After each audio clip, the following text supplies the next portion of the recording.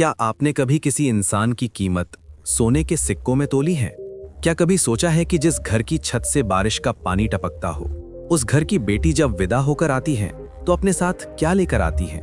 आज की ये कहानी सिर्फ एक शादी की नहीं है। ये कहानी है उस दहेज की जो दिखाई नहीं देता, लेकिन जिसकी कीमत पूरी दुनिया की दौलत से भी ज्यादा है।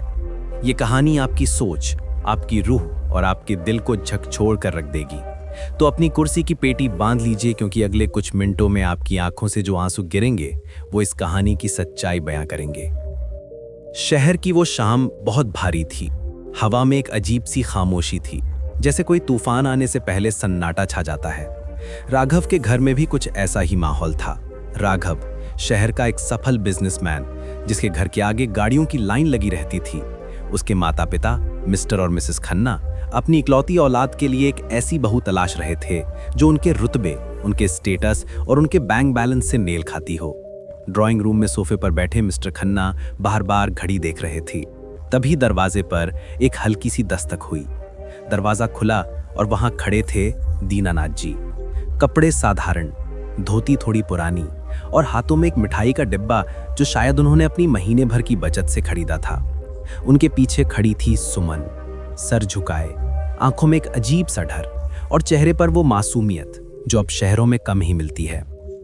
मिसेस खन्ना ने ऊपर से नीचे तक सुमन को देखा, जैसे किसी शोरूम में रखे सामान की क्वालिटी चेक कर रही हूं। दीनानाथ जी ने कांपते हाथों से पानी का गिलास आगे बढ़ाया और बोले, साहब, मेरी बेटी सुमन घर के काम में निपुण है, सिलाई कढ़ाई जानती है और पढ़ाई में भी अव्वल थी। बस किस्मत ने हमें अमीर नहीं बनाया। मिस्टर खन्ना ने नाक से कोड़ी। उन्हें उम्मीद थी कि राघव के लिए किसी बड़े बिजनेसमैन का रिश्ता आएगा, ना कि किसी क्लर्क की बेटी का। दीनानाथ जी की आवाज में लर्जिश थी। साहब, मैं झूठ नहीं बोलूंगा। मेरे पास देने के लिए ना गाड़ी है, ना ही लाखों का कैश। मैं शायद बारात की खातिरदारी किसी 5 स्टार होटल में ना कर पाऊं, लेकिन मैं आपको एक ऐसी बेटी दे रहा हूं जिसके संस्कार ही उसका सबसे बड़ा गहना है। कमरे में सन्नाटा था। राघव कोने में खड़ा सब देख रहा था। उसके हाथ में उसका फोन था, जिस पर रवि मामा का चैनल खुला था। वो अक्सर रवि मामा की कहानियां सुनता था, जिन्होंने उसे सिखाया था कि इंसान की पहचान उसके कपड़ों से नहीं, उसके किरदार से होती है। राघव के मन में रवि मामा की वो बात गूंज रही थी कि हीरा कोयले की खान में ही मिलता है। उसने एक पल के लिए सुमन की आंखों में देखा। वहां लालच नहीं था, वहां एक खामोश वादा था। राघव ने आगे बढ़कर कहा, पापा, मुझे ये रिश्ता मंजूर है। माँ चीख पड़ी, पागल हो गया है तू? ये लोग, ये हमारे स्टेटस के हैं। अरे शर्मा जी की बेटी को देख, वो दहेज में फ्लैट और कार ला रही है। लेकिन राघव अड़ा रहा। और यहाँ कहानी में एक छोटी सी शायरी याद आती है। दौलत की चमक से ना तौलो किसी के प्यार को, अक्सर फटे हुए आंचल में ही सुकून मिलता है संसार को। शादी तय हो गई, लेकिन दोस्तों, असली इम्तिहान तो अभी शुरू होना था। शादी का दिन आया। दीनानाथ जी ने अपनी हैसियत से बढ़कर इंतजाम किया था, लेकिन वो खन्ना परिवार की शान और शौकत के आगे फीका था। बारातियों को ना तो विदेशी शराब मिली, ना ही 50 तरह के पकवान। रिश्तेदारों के ताने हवा में जहर घोल रहे थे। अरे कैसी जगह शादी की है, पनीर भी ताज़ा नहीं है, कोई कह रहा था। लगता है खन्ना साहब को बुढ़ापे में अकल नहीं रही, मुफ्त की बहू ले आए। सुमन सब सुन रही थी। हर ताना उसके दिल पर पत्थर की तरह लग रहा था, लेकिन उसके पिता की इज्जत की खातिर वो चुप थी। विदाई के वक्त दीनानाथ जी ने राघव के हाथ जोड़े और वही बात कही जो आज हर गरीब बाप कहता है, बेटा, मेरी गुड़िया को कभी रोने मत देना। मेरे पास दौलत नहीं थी, पर मैंने इसे संस्कार दिए हैं। सुमन उस आलीशान घर में आ तो गई, लेकिन वो घर उसके लिए कांटों का बिस्तर बन गया। सास उसे ताने देती, दहेज में तो कुछ लाई नहीं, अब क्या महारानी बनकर राज करेगी। ससुर उसे नौकरों जैसा समझते, पर सुमन के चेहरे पर कभी शिकन नहीं आई। वो सुबह 4 बजे उठती, पूरे घर की साफ सफाई करती, ससुर के लिए बिना चीनी की चाय और सास के लिए समय पर दवाई देती।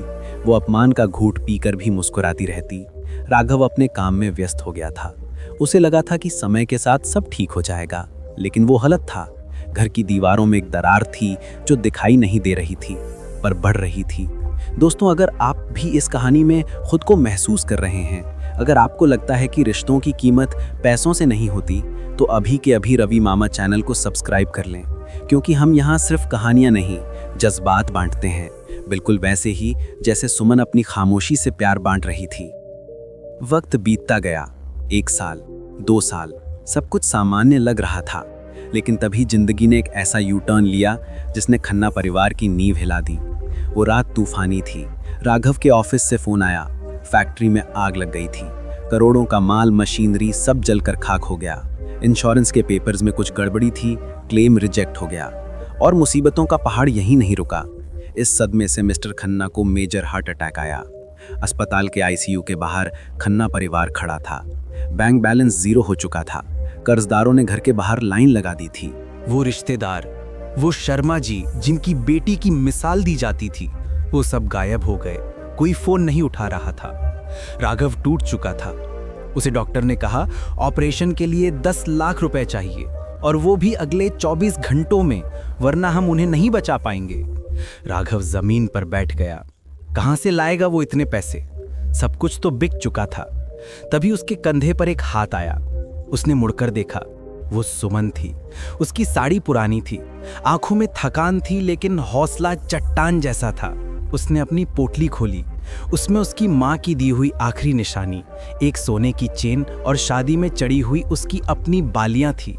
उसने राघव के हाथ में वो गहने रखे और बोली, राघव, ये सब बेच दो। राघव की आंखों में आंसू आ गए। सुमन, ये तुम्हारी आखिरी जमा पूंजी है, तुम्हारे पिता की निशानी है। सुमन ने जो जवाब दिया वो सुनिए, गौर से सुनिएगा। गहने तो फिर बन जाएंगे, पर माँ बाप बाजार में नहीं मिलते। जब मैं इस घर में आई थी तो आपने मेरा हाथ थामकर मेरी इज्जत रखी थी। आज इस घर की इज्जत रखना मेरा फर्ज है। सुमन ने न सिर्फ गहने बेचे, बल्कि उसने वो किया जिसकी उम्मीद किसी ने नहीं की थी। उसने टिफिन सर्विस शुरू की। वो महारानी जिसे सास ताने देती थी, आज वही बहू 50-50 लोगों का खाना बनाकर घर घर जाकर डिलीवरी करने लगी। वो रात रात भर जागती, ससुर के पैर दबाती, उनकी गंदगी साफ करती, उन्हें बच्चे की तरह नहलाती। जिन हाथों को लोग खाली कहते थे, उन हाथों ने उस डूबते हुए घर को अपने कंधों पर उठा लिया था। वो गरीब घर की लड़की जिसका बाप दहेज में दाढ़ी नहीं दे पाया था, आज खुद इस घर की सबसे मजबूत पहिया बन गई थी। रिश्तेदारों ने मुंह फेर लिया था, दोस्तों ने नंबर ब्लॉक कर दिए थे, लेकिन सुमन खड़ी रही। हिम्मत मत हारना राघव, वो हर रात उसे कहती। रवि मामा कहते हैं ना, अंधेरा चाहे कितना भी गहरा हो, सवेरा जरूर होता है। आप बस लाइक करो अपनी जिंदगी के संघर्ष को और सब्सक्राइब करो उम्मीद को। जीत हमारी ही होगी। 6 महीने बीत गए। सुमन की मेहनत और राघव के संघर्ष ने रंग दिखाया। धीरे धीरे कर्ज कम होने लगा। ससुर जी अब ठीक होकर व्हीलचेयर पर बैठने लगे थे। एक दिन जब पूरा परिवार शाम की चाय पी रहा था, मिस्टर खन्ना की आंखों से आंसू बहने लगे। वो बोल नहीं पा रहे थे, बस कांपते हाथ से उन्होंने सुमन को इशारे से पास बुलाया। सुमन डरी हुई थी। उसे लगा शायद चाय में चीनी कम रह गई हो। वो पास गई, घुटनों के बल बैठी। मिस्टर खन्ना ने अपने कांपते हाथ सुमन के सर पर रखे और रो पड़े। वो शब्द जो सालों से उनके गले में अटके थे, आज बाहर आ गए। मुझे माफ कर दे बेटी, मुझे माफ कर दे। मैं पत्थरों में हीरा ढूंढ रहा था और मुझे पता ही नहीं चला कि मेरे घर में साक्षात लक्ष्मी बैठी है। सास जो कभी उसे ताने देती थी, आज सुमन के पैरों में गिरकर रो रही थी। हमने तुझे क्या नहीं कहा, गरीब भिखारी, पर आज तेरी ही भीख से हम जिंदा हैं। और तभी दरवाजे पर पुलिस की जीप रुकी। सब घबरा गए। क्या हुआ? पुलिस इंस्पेक्टर अंदर आया। उसने राघव को सलाम किया और बोला, सर, आपको याद है वो मिस्टर शर्मा जो अपनी बेटी का रिश्ता लेकर आए थे?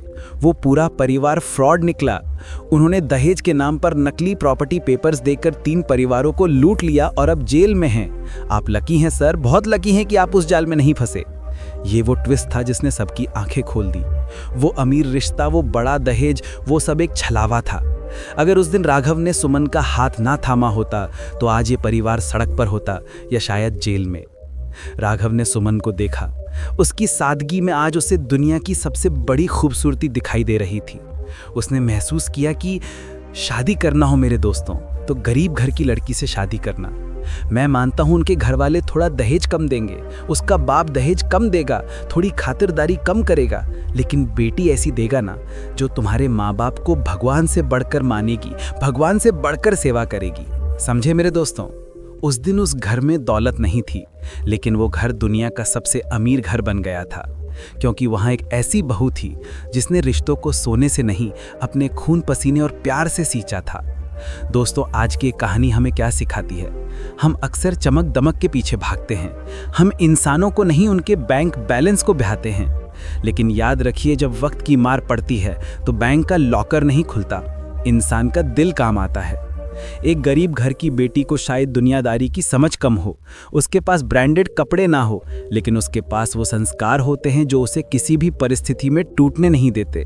वो जानती है कि अभाव में प्रभाव कैसे छोड़ना है। वो महल नहीं, वो घर बनाती है। रूखी रोटी को भी वो प्यार से खिलाती है।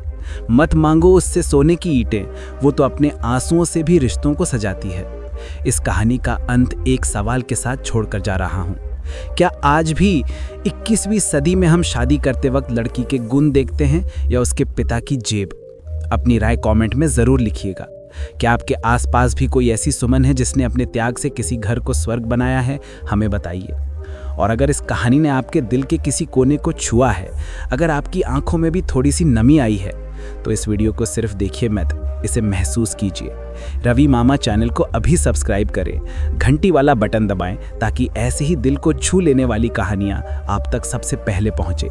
इस वीडियो को लाइक करें और कम से कम अपने 5 दोस्तों के साथ शेयर करें ताकि ये संदेश हर उस घर तक पहुंचे जहां दहेज को बेटी से बड़ा माना जाता है। जुड़े रहिए, क्योंकि कहानियां अभी बाकी हैं और जज्बात अभी जिंदा हैं।